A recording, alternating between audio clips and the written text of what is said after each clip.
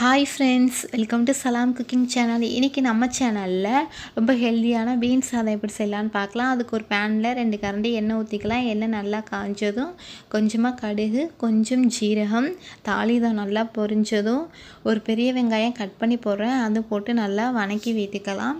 வெங்காயம் நல்லா வதங்கினதும் நான் 4 பல் பூண்டு கட் பண்ணி போடுறேன். அதுவும் போட்டு நல்லா வதக்கி விட்டுக்கலாம். இப்போ எல்லாம் நல்லா வதங்கினதும் சின்னதாக தக்காளி 2 கட் பண்ணி போட்டிருக்கேன்.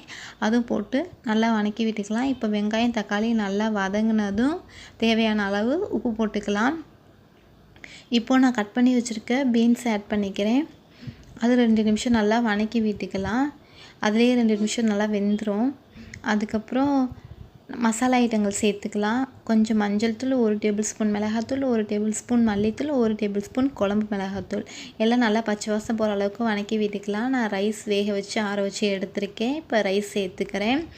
ரொம்ப டேஸ்ட்டாக இருக்கும் இந்த சாதம். ஒரு தடவை ட்ரை பண்ணி பாருங்கள். வீடியோ பிடிச்சிருந்தால் லைக் பண்ணி, ஷேர் பண்ணி, சப்ஸ்கிரைப் பண்ணுங்கள். தேங்க்யூ ஃபார் வாட்சிங்.